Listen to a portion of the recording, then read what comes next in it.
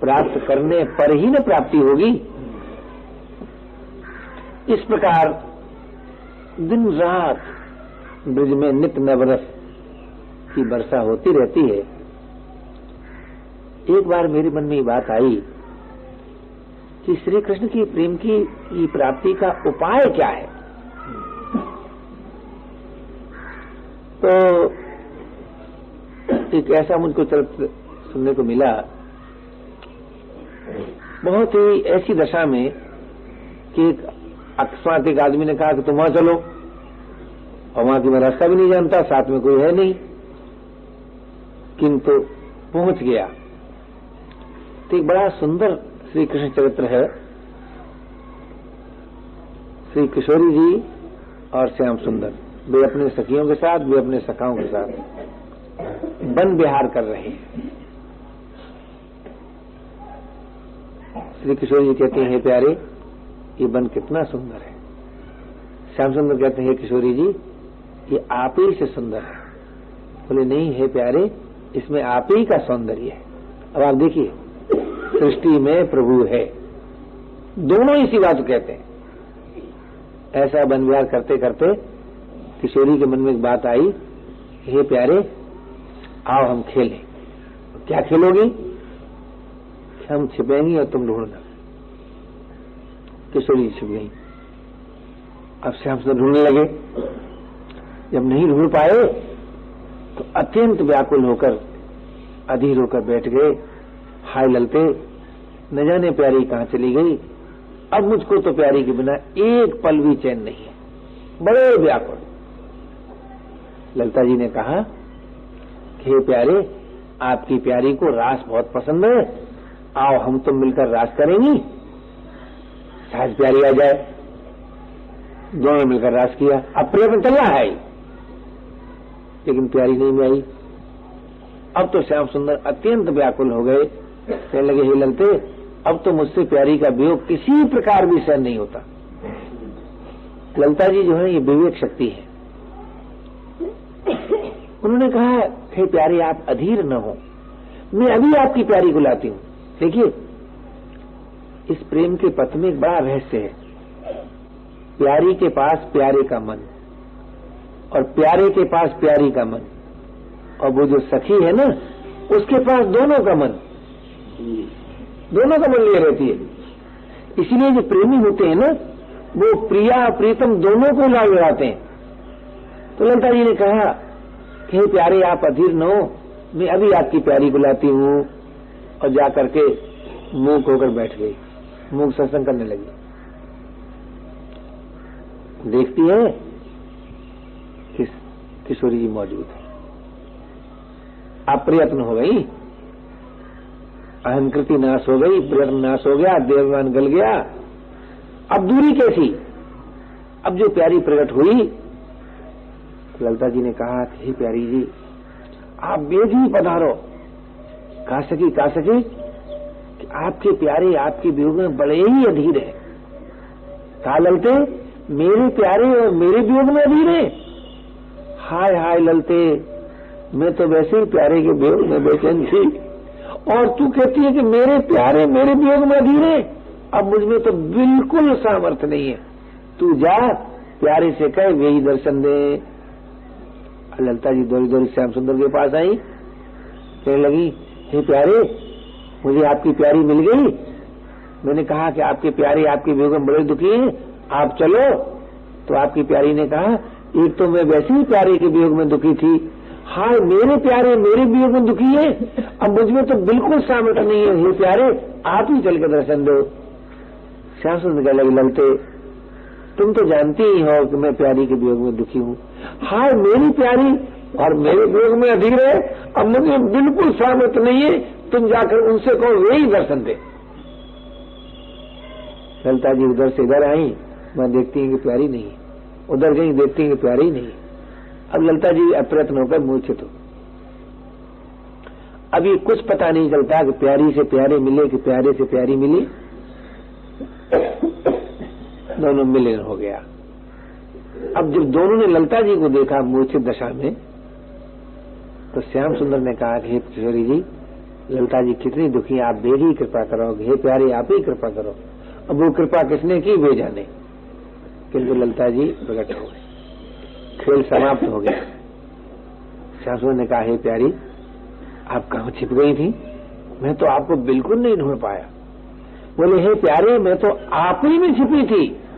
तो प्रीत और प्रीतम में भेद नहीं है, दूरी नहीं है, प्रीत में ही प्रीतम का वास है, प्रीतम में ही प्रीत विद्यमान है। इस प्रकार नित्य नवरस की लीला ब्रज में होती रही। आप जानते हैं वियोग, प्रीत की वृद्धि वियोग से होती है।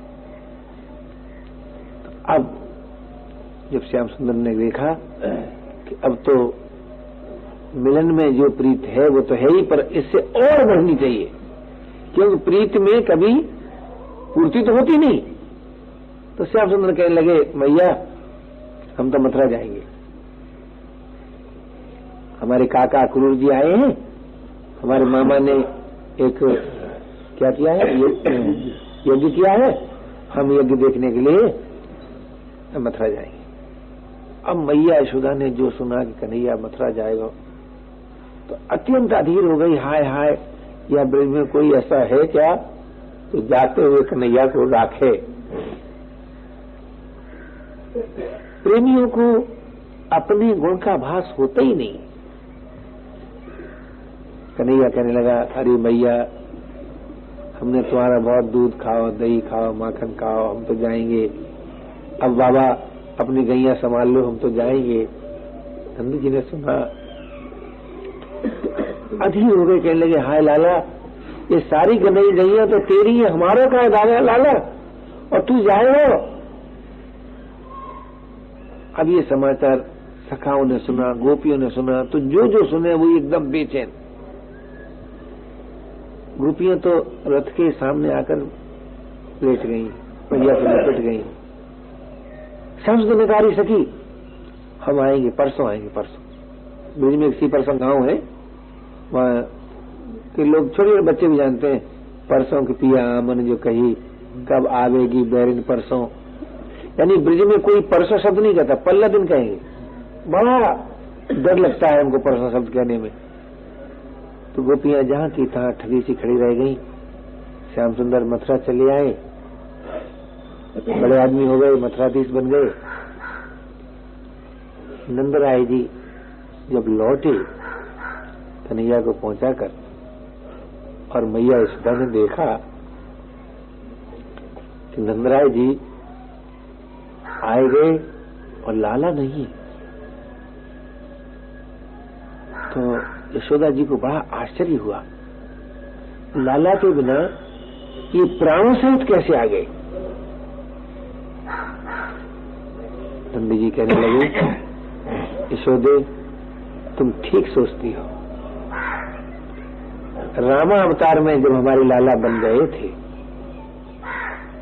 तब महाराजा दशरथ जी ने प्राणों का परित्याग कर दिया। मुझे भी लाला के वियोग में प्राणों का त्याग करना चाहिए, परंतु तुम नहीं जानती यशोदे, जब हमारे लाला वन से लौटे तब उन्होंने महाराजा दशरथ के न रहने का दुख अनुभव किया। यशोदे कभी लाला ब्रज में आए और उसे मेरे न रहने का दुख हो, वो मेरे लिए असह्य होगा।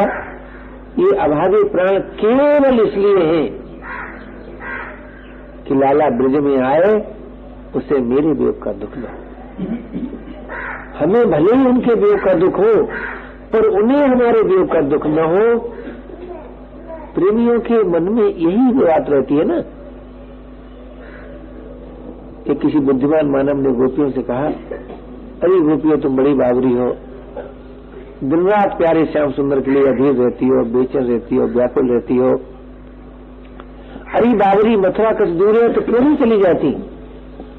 गोपियों ने कहा, भैया तुम बिल्कुल ठीक कहते हो, हम भली बहुत जानती हैं कि मथुरा दूर जाए, और ये बात भी ठीक ही है, यदि प्यारे श्याम सुंदर आ जाए तो बड़ा ही आनंद हो।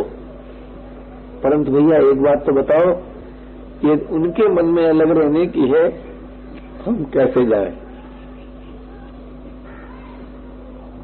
बेमन की हो गई ना, उनके मन में अलग रहने, इसलिए हम नहीं जाते। कैसे जाए? क्यों? प्रिय के मन की बात ही को पूरा करना ही तो प्रेम है। अपने मन की बात पूरी करना थोड़ी प्रेम है। उधर क्या दशा है? अरे भैया उद्धव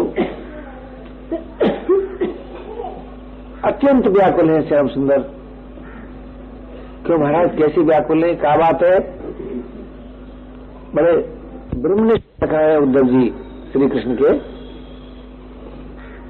क्यों महाराज, कैसी आज बेचैनी है, कैसी उदासी चाहिए? तो जैसे जैसे उद्धव जी पूछते हैं वैसे वैसे श्याम सुंदर और व्याकुल होते जाते हैं। कहने लगे, भैया उद्धव वो ब्रज की बड़ी सुध आवे। क्या महाराज, क्या यहाँ कष्ट है? आपकी कौन सी सेवा नहीं होती? बोले भैया, जब से मैंने ब्रज छोड़ा किसी ने कनुआ कहकर नहीं बुलाया, किसी ने गुंजा की माला नहीं पहनाई, किसी ने दूध के झाग नहीं दिए। भैया उद्धव वो ब्रज की बड़ी सुध आवे, तू जा और मैया से कहना कि मैया तुम ऐसे निठुर क्यों हो गई हो कि जब से वही बाबा यहाँ छोड़ गए तब से लेने नहीं आए हो। तुम जाओ और ब्रिज में जाओ। और उद्धव जी एक बात और है, क्योंकि यह मेरे वियोग में बड़ी दुखी हैं, तो तुम उन्हें तत्व साक्षात्कार कराए आओ, ज्ञान का उपदेश करे आओ, योग की दीक्षा दे आओ। उद्धव जी ने कहा, जैसी आज्ञा हो महाराज, आप जैसी आज्ञा दें वैसे ही करूंगा, मैं अभी जाऊं। बोले भैया ऐसे मत जा, तू मेरे ही वस्त्र पहन जा, मेरे ही रथ ले जा, सारी को मुक्ति देकर भेजा, नहीं तो तेरी और कोई देखे नहीं। चलते समय कुब्जा ने कहा कि उद्धव जी, राजा जी से मेरी भी प्रार्थना कर देना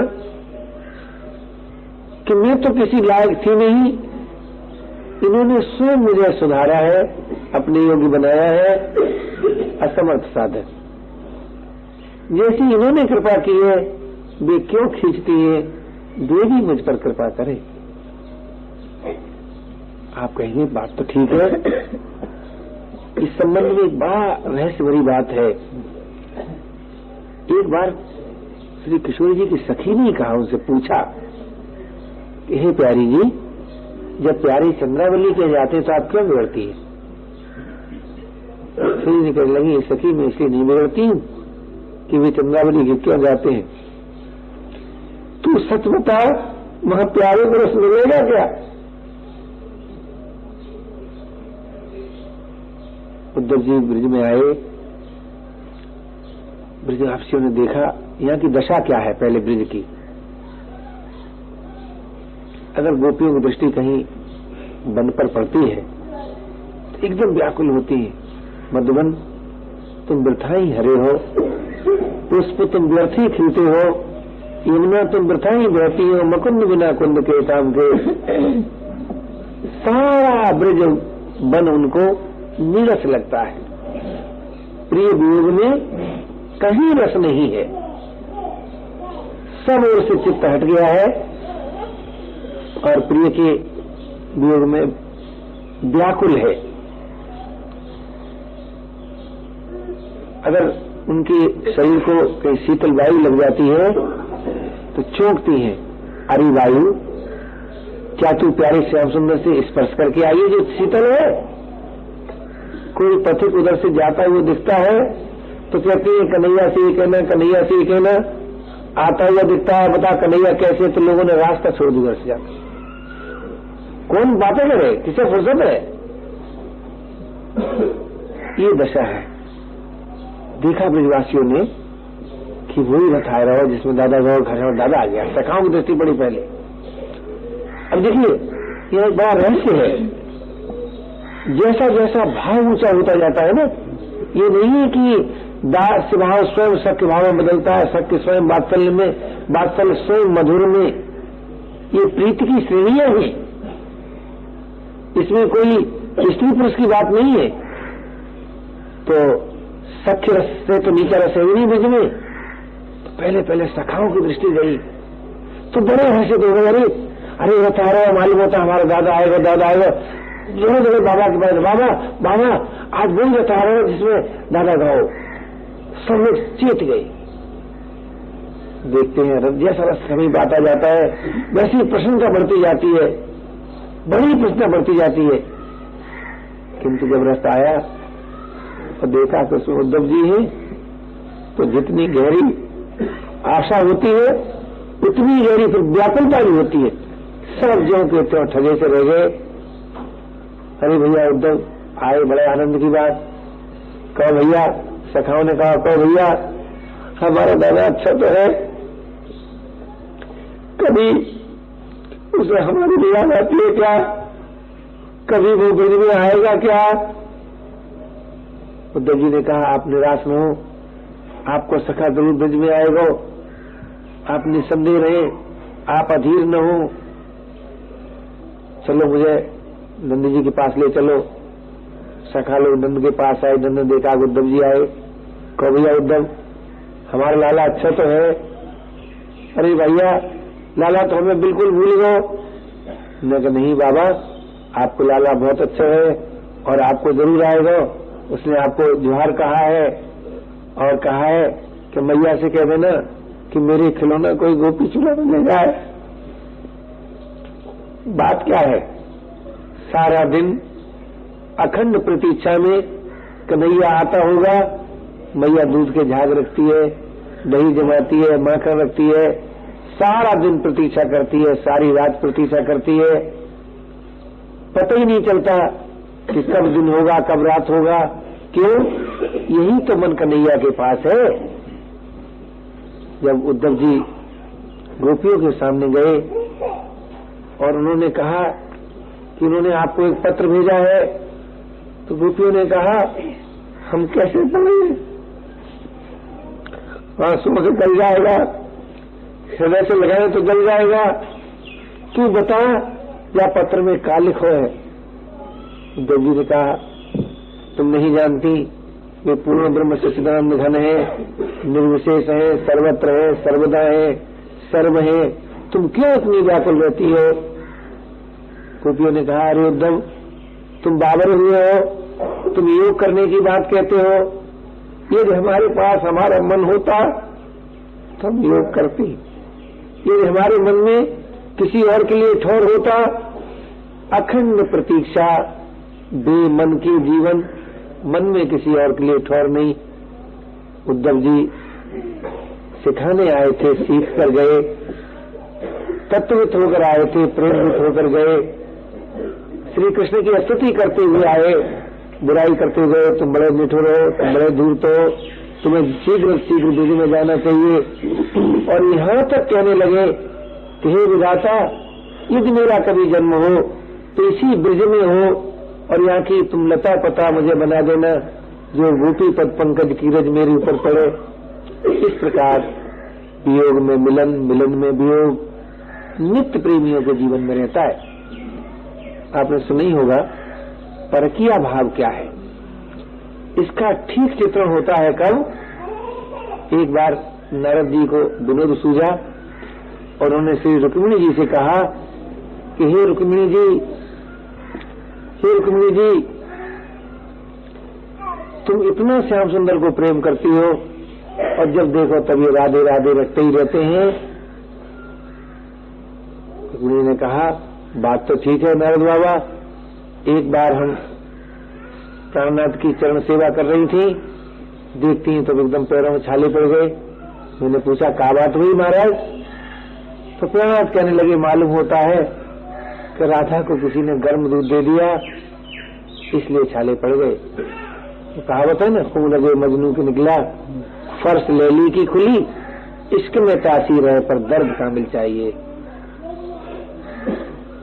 अब आप जानते हैं किसी स्त्री के मन में ये बात आ जाए कि मेरे पति को कोई और प्रेम करता है या मेरे पति किसी और को प्रेम करते हैं, तो ये बात उसे सुहाती नहीं है, अच्छी नहीं लगती। रुक्मिणी जी का चित्त उदास हो गया। आप जानते हैं जो प्रेम ही का भोगी है, जब रुक्मिणी जी का चित्त उदास हो गया तो प्रेम में शिथिलता आ गई, क्योंकि मां अपना अधिकार आ जाता है, सुखिया भाव में अपना अधिकार रहता है। रुक्मिणी जी के चित्त को उदास इधर उदास हुआ, इधर श्याम सुंदर के सिर में पीड़ा हो गई। अब जब श्याम सुंदर के सिर में पीड़ा हो गई तो उदास हो गए। रुक्मिणी ने देखा कि प्राणनाथ बड़े उदास हैं, लेकिन प्राणनाथ क्या बात है, आप कैसे उदास हो गए? जब पूछते हैं तो और अधीर होते हैं। कुछ बात न है रुक्मिणी जी, कच तो है महाराज, आज आपका चित्त प्रसन्न नहीं है। कुछ बात न है रुक्मिणी जी, सिर में पीड़ा हो गई है। अब प्राणनाथ की पीड़ा सुनकर रुक्मिणी जी बड़ी आकुल हो गई, व्याकुल हो गई। है तो प्रेमी ना, चलेंगे महाराज कोई उपचार? तो जो उपचार की बात सुनी तो और श्याम सुंदर अधीर हो गए और कहने लगे, रुक्मिणी जी इस द्वारकापुरी में उपचार कहाँ? रुक्मिणी कहने लगी, महाराज जिस द्वारकापुरी में अष्ट सिद्धि नवनिधि वास करती हैं, वहां उपचार नहीं हो सकता? बोले रुक्मिणी जी यहाँ औषधि ही नहीं मिलेगी। बोले आप बताओ तो सही, कौन सी ऐसी औषधि है? कि औषधि तो कुछ ना है, यदि कोई हमारा प्रेमी होता और अपने चरण की रज लगाए देता तो पीड़ा दूर हो जाती। रुक्मिणी सोचने लगी, प्रेमी तो हम भी हैं, चरण भी हैं, रज भी हैं, पर ये हमारे पति हैं, हम इनकी पत्नी हैं। भला पत्नी पति की मस्तक पर चरण की रज लगाए तो नरक भोगना पड़े। तुम्हारा रुक्मिणी का साहस नहीं हुआ, साहस नहीं हुआ। अब पूजा तो हो ही रही है, इतने में नारद बाबा आए। नारद बाबा ने पूछा, रुक्मिणी जी आप उदास कैसी हैं? तो दंडवत महाराज उदास का है, प्राणनाथ के सिर में बड़ी पीड़ा हो रही है। तो ये भी तो भक्त हैं। ये गए श्याम सुंदर पास कि महाराज आज आप कैसी उदासी चाहिए? बोले कचरा बाबा दंडवत आओ विराजो। उदासी का चाहिए बाबा, आज सिर में बड़ी पीड़ा हो रही है ब्रह्मऋषि जी, तो कोई उपचार नहीं है? उपचार तो है बाबा, पर दवाई न मिले। बोले कौन सी ऐसी दवाई है? कि दवाई तो और कुछ ना है, कोई हमारा प्रेमी हो तो और अपने चरण की रज लगाए देता तो सिर की पीड़ा दूर हो जाती। नारद बाबा सोचने लगे, प्रेमी तो अब भी है, चरण की रज भी है, पर ये हमारा दास्य भाव है, ये स्वामी है, हम दास हैं। भला दास स्वामी के मस्तक पर चरण की रज लगाए तो नरक भोगना पड़े? नारद बाबा का भी साहस नहीं हुआ। और आप जानते हैं जब प्रेमियों पर आपत्ति आती है तो प्रेमी को दौड़ते हैं। नारद बाबा दौड़े दौड़े ब्रिज में आए। अब यहाँ देखते हैं सब प्रेम समाधि में डूबे हुए, किसी को तन मन की सुध तो है नहीं, तो वहां कोई दंडवत ही न करे, कोई पूछे ही नहीं कहां से आओ बाबा, कौन बाबा है? क्यों मां बेमन के लोग कैसे सोचे? नारद बाबा सोचने लगे क्या उपाय करें? एक नियम है न कि जो जैसा है उसकी रुचि की बात को तो उसमें चेत आता है। तो नारद बाबा बड़े जोर जोर से श्री कृष्ण श्री कृष्ण श्री कृष्ण कहने लगे।